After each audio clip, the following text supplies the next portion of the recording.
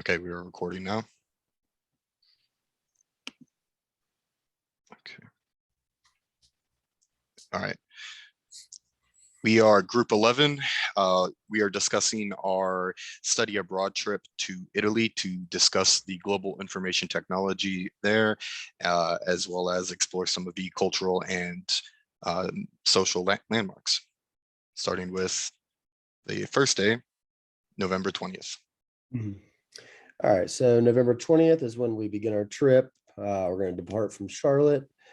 We'll arrive in Rome, and we'll check into the hotel. We'll give some time for people to unpack, call parents, a little bit of rest time, maybe go see some shops, and then meet back at the hotel for dinner and a early night. We wanted to, not make anything mandatory when we get there. Just let everybody relax, check in, and get some energy for the big days coming ahead. You're good, Chase? Oh, gotcha. On the following day, November 21st, we'll do breakfast at a nearby cafe. We'll go back to the hotel to change clothes and anything else, charge phones maybe. We'll then transport from the hotel to Pisa di Trevi in Rome for entertainment at a fountain about 15 minutes away. We'll do that for about 3 hours from 12 to 2. 2 hours, sorry. And then lunch about 5 minutes away down the road at Piccolo Buccio. After we eat around 3, we will have free time and an area for shopping, any gifts. After that, we will meet back near the fountain to transport back to the hotel. And we will have dinner then again at the hotel and have a night to rest and some free time.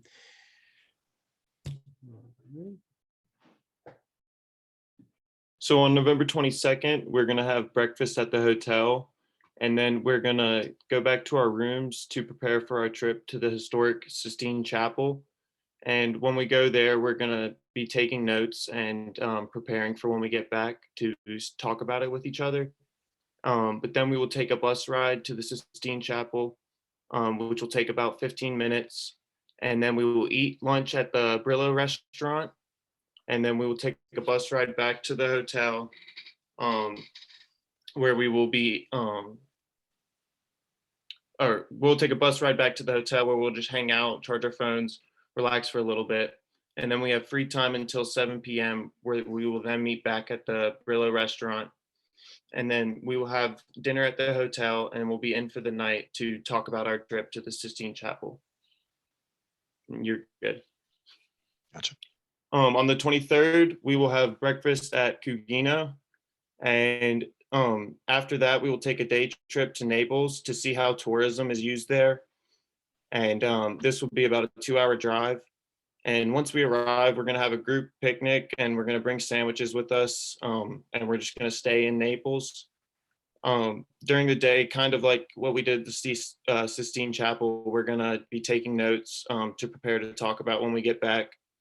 And then we'll have another 2-hour bus ride back to the hotel, where we'll then have a group discussion on our trip in the hotel meeting room.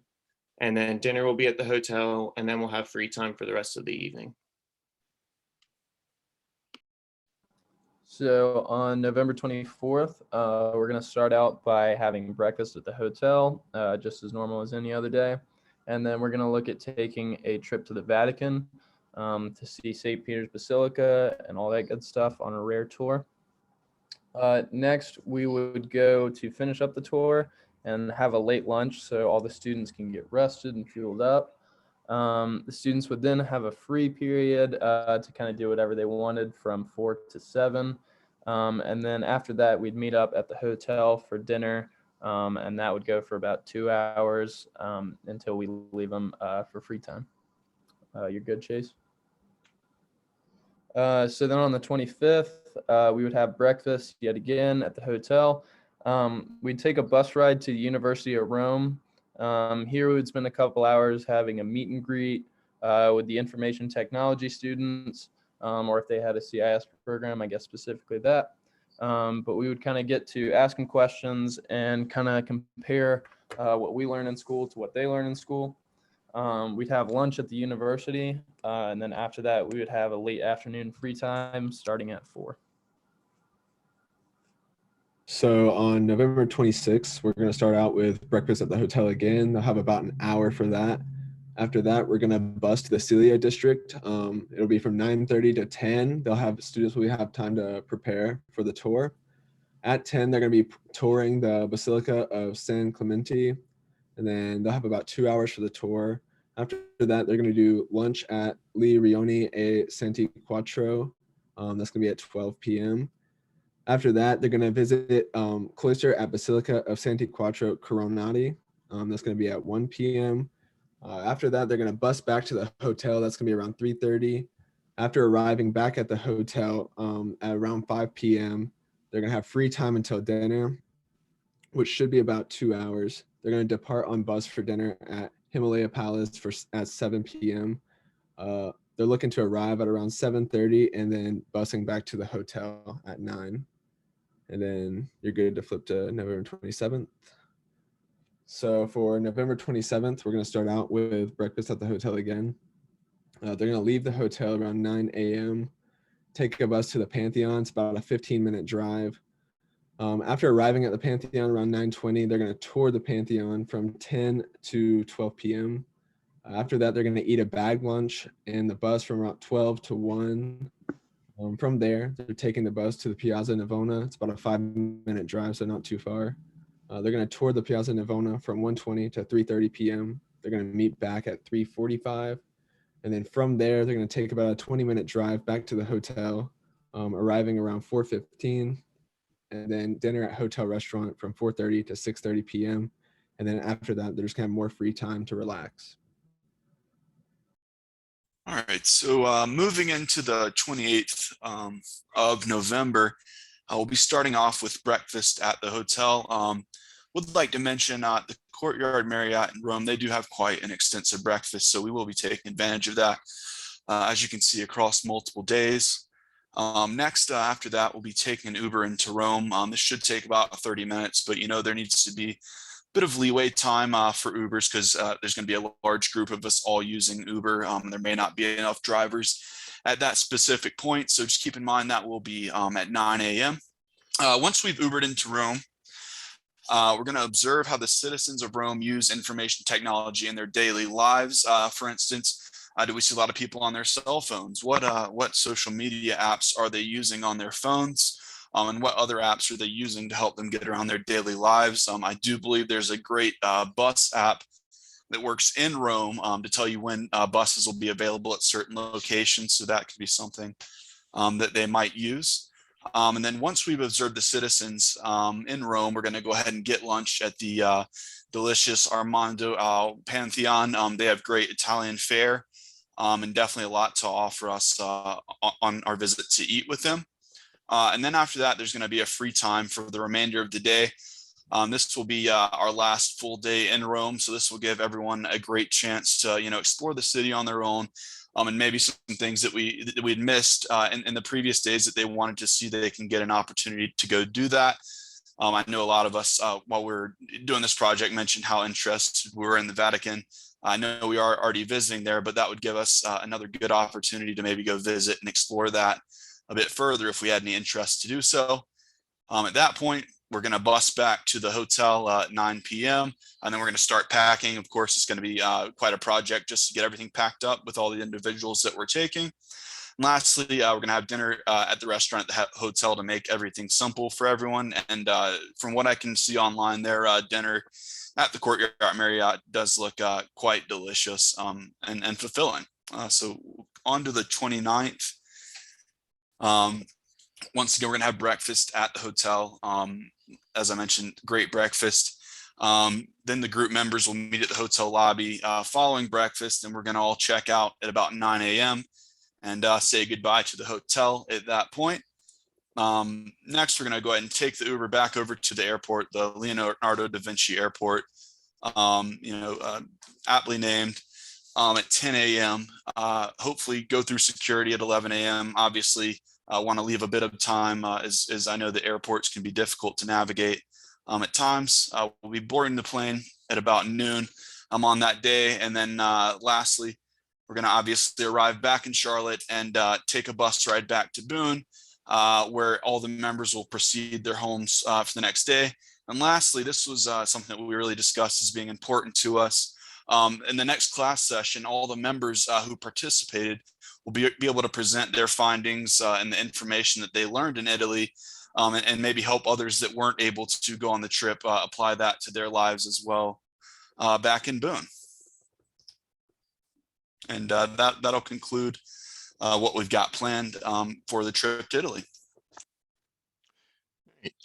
Thanks, everybody. So discussing some of the deliverables that we've had creating this project thus far, starting all the way back with assignment 1.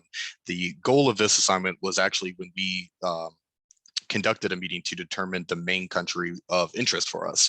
Everybody came to the table, and I think we had 5 different countries to pick from.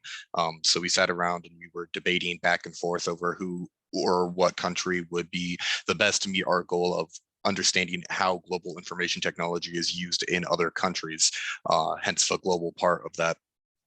Some of the countries that we debated amongst ourselves were Italy, Japan, Korea, China, Canada, and I think at one point even Germany was brought up.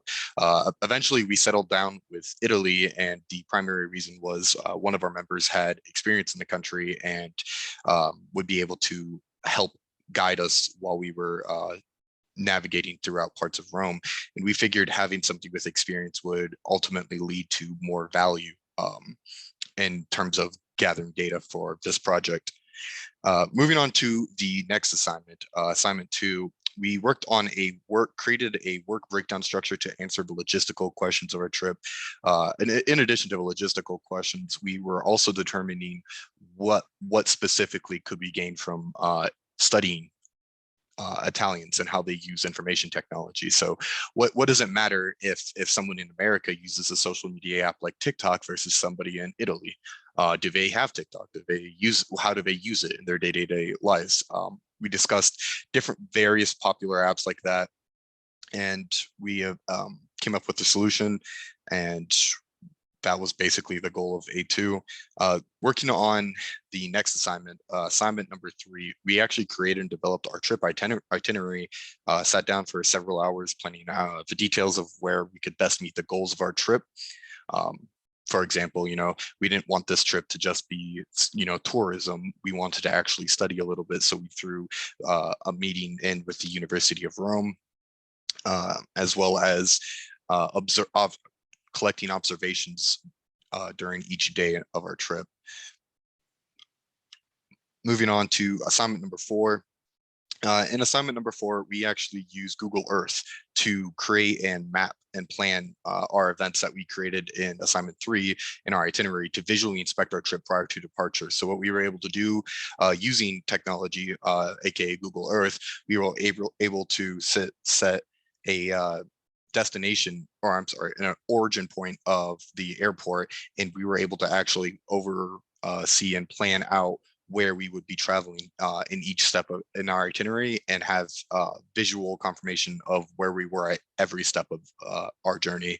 And that continued on into assignment number 5, where our groups began using Google Street View to visually confirm the destinations as well. So we had the overarching look, and then we went down into the street view. So we were able to say, hey, when we get to Italy, we know that this restaurant looks like this. And that was super helpful for our group. Moving on to A6. A6 was probably one of the most important parts of our assignment thus far, basically studying the simple basic parts of Italian using Duolingo, as well as teaching ourselves how to navigate around Italy using Google Translate. I've previously lived in Japan for 2 years, so I know the value of having somebody who knows how to work Google Translate. It's not as simple as always as just scanning a sign or something. So knowing how to use those tools in Italy and how to best apply ourselves with those tools really was an important function. And I'm glad we set aside time to discuss that, as well as have basic methods of communication, knowing how to say things like thank you, you're welcome, excuse me, in Italian. And then A7, Assignment 7 was a scavenger hunt that we created using Airpano.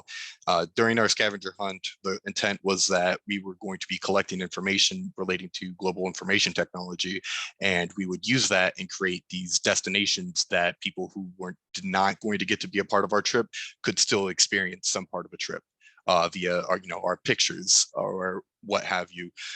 And they were able to find the different areas where we say, hey, this is where we found X amount of Italian people using Y app or what have you. But that was a really fun assignment.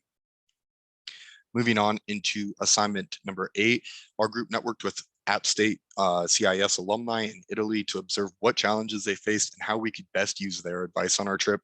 This was super helpful. Again, just getting instead of dipping our toes or diving straight into water, we were able to dip our toes in first and figure out what those who had come before us had struggled with and how we could avoid their struggles and use that to the best of our abilities. Moving on into assignment number 9, we studied how to use a cloud-based transcript service so that we would be able to better understand the Italian professors during their lecture.